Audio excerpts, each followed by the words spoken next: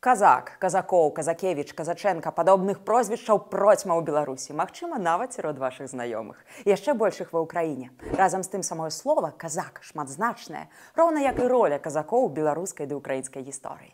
З вами Кацярына Ваданосава ў серыі перадач ад кампаніі «Будзьмы беларусамі» пра беларуска-украінскую гісторыю «Трызуб і пагоня». Тут мы разбіраем простыя, папулярныя, а часам складаныя і дыскусійныя пытанні нашай сумеснай гісторыі. З тюркскіх моваў казак тлумачыцца як вольны чалавек. Першасна гэта і былі акурат вольныя людзі, якія сяліліся ў максімальна зручнай для волі тэрыторыі на шырокіх стэпах усходу і поўдню ўкраіны. Ніякая дзяржава не магла іх там кантраляваць, але побач былі татары. І тут ужо за свабоду трэба было плаціць.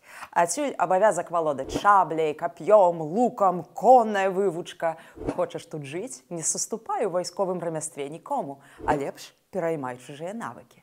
Для Вялікага княства Літоўскага казакі сталі шчытом ад татараў.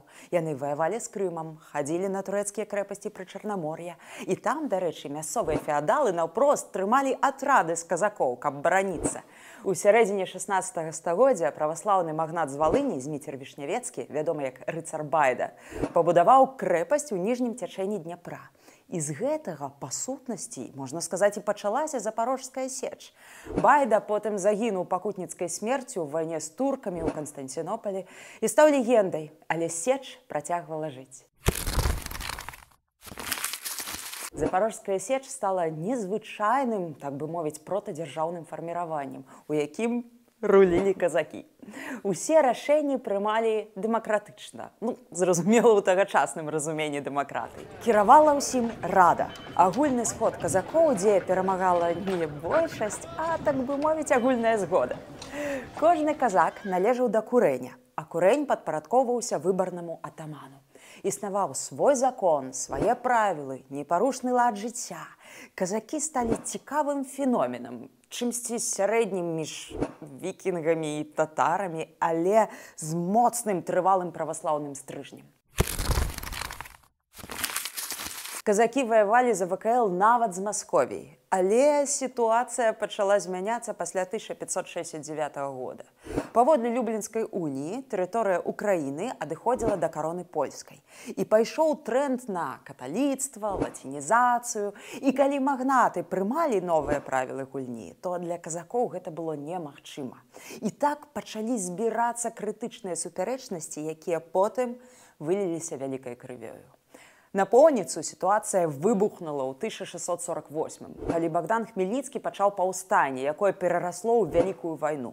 Шляхціц Хмельніцкі меў добрую езуіцкую адукацыю, вайсковыя заслугі перад Рэччу Паспалітай. Парадаксальна, але на словах ён ваяваў не супраць караля Рэчы Паспалітай Яна Казіміра, а супраць магнатаў, якія крыўдзілі праваслаўны люд. Найчасцей гісторыкі пішуць пра нацыянальна-вызваленчае паўстанне Хмельніцкага. Але па факце гэта была грамадзянская вайна у сярэдзіне Рэчы Паспалітай. Вайна за правы, за веру, за месца ў дзяржаве.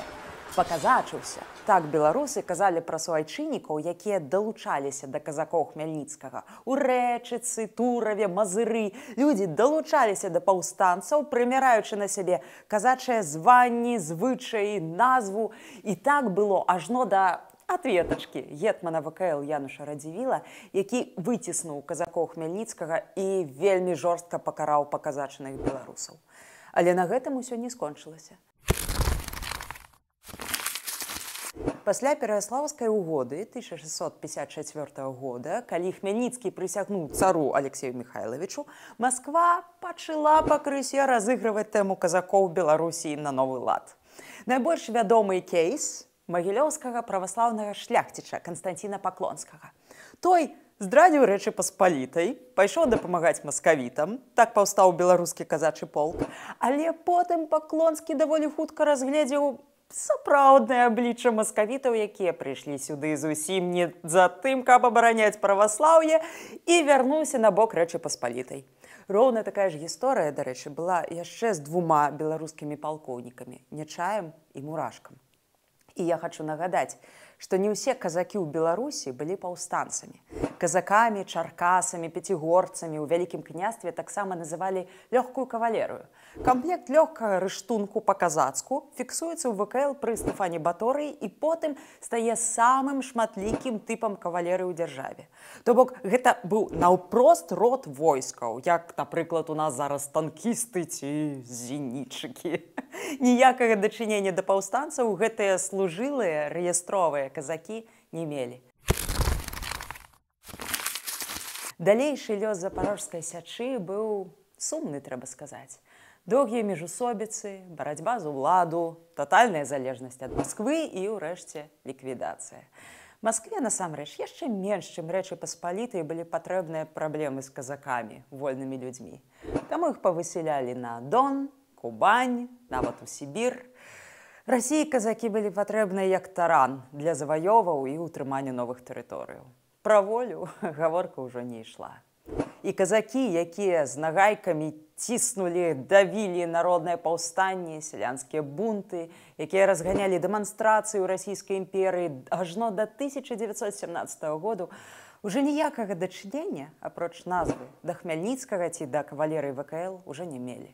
Гэта зусім іншая гісторыя. Дзяліцеся нашай інфармацыяй як в онлайне, так і офлайне. Ставьте подобаечки, подписывайтесь на канал, распавядайце сябрам, знаёмым, незнаёмым, сваякам. Будзьма разам з сапраўднай гісторыяй. Будзьма разам з Украінай.